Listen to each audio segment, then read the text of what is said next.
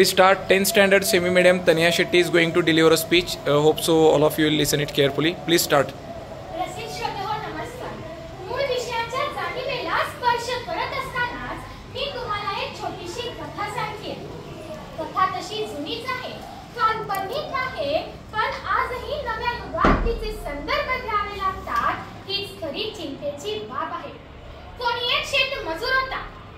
गावापासून दूर शेत वस्तीवर आपल्या कुटुंबासह राहत होता, पण तो ज्या ठिकाणी राहायचा तिथे दिवसाढवळ्याही लोक यायला घाबरायची, कारण तो परिसर अपवित्र आहे, तिथे कोणाचा तरी आत्मा फिरतो, तिथे भूते आहेत, अशा अनेक अफवा पसरल्या होत्या.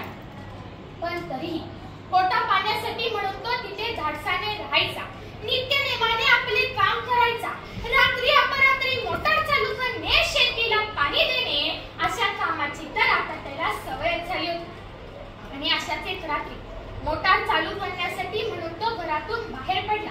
नेहमीप्रमाणे हातात धारदार कुऱ्हाड होती. वेळ रात्री 12ची. भयानक शांतता, फक्त रातकिड्यांची स्थिरस्थिर ऐकत होती. तो शेतीच्या बांधाऱ्यावरून विहिरीकडे चालला आहे. कोठेतरी पाण्याची सळसळ ऐकून तो दचकायचा. गावकऱ्यांनी सांगितलेल्या घटना त्याला आठवायच्या. आज त्याचा आत्मविश्वास खचला होता, मनात भीती होती, पाय थरथरत होते आणि अचानक त्याचा पाय कशात तरी अडकला. मागे वळून पाहतो तर काय, कोणीतरी पायाजवळ धडपडतंय. क्षणाचाही विलंब न करता आपल्या हातातील धारदार कुऱ्हाड चालवली, रक्ताच्या चिकन उडाल्या आणि बाबा असा रोज साऱ्या शिवारात पसरला. केवळ लोकांनी सांगितलेल्या भूताखेतांच्या गोष्टींवर विश्वास ठेवल्यामुळे त्या शेतमजुराने बाबा रात्री एकटेच चालले आहेत म्हणून मागे मागे येणाऱ्या या 10 वर्षाच्या मुलाचा अनपेक्षितपणे कुऱ्हाड चालून बळी घेतला. तेवढे हे मोठे अज्ञान.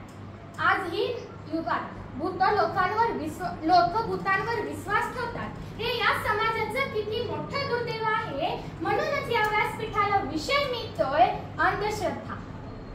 आजही जेव्हा मी गावाच्या वेशीवरून जायला निघते तेव्हा लिंबू, मिरच्या, तांबट्या, अंडी यांचा उतारा दिसतो.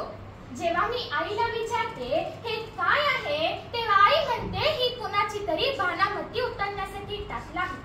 भानामती म्हणजे तरी काय? भानामती मी याचा शोध घेतला तेव्हा मला समजलं, भानामती म्हणजे आपल्या किंवा स्वतःच्या बाबतीत काही वाईट घडलं तर आपल्यावर कोणीतरी भानामती केली आहे असे म्हटले जाते. एखादी व्यक्ती अमावस्या पौर्णिमेला ओरडणे, किंचाळणे याला ह्याच्यावर कोणीतरी करणी केली आहे असे मानले जाते.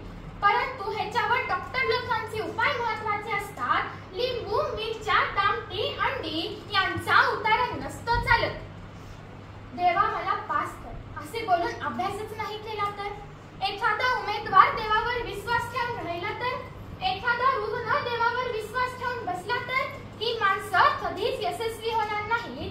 म्हणून जाता जाता या व्यासपीठाची, ज्ञानपीठाची, साहित्यपीठाची रजा घेताना मी इतकंच म्हणते, ज्यावेळी मार्गस्थ स्मशानातून जातात त्यावेळी पेटलेला चित्ता पाहून गही भरायचं नसतं. जे घेता येईल तेच घ्यायचं असतं.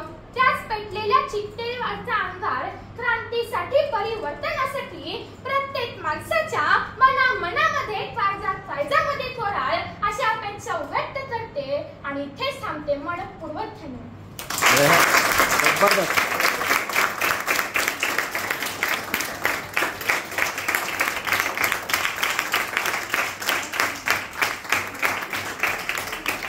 अतिशय उत्तमरित्या तिनं आपलं मनोगत व्यक्त केलेले आहे. तिची जी शब्दफेक होती ती अतिशय छान होती आणि विद्यार्थ्यांच्या चेहऱ्यावरचा आनंद, त्यांनी मनमुराद आनंद घेतलेला आहे या स्पीचचा. आणि एक खरोखरची जी सध्याची परिस्थिती आहे, जे भयान सत्य आहे, तिनं तिच्या भाषणाच्या माध्यमातून मांडलेलं आहे. Thank you तन्या, thank you so much.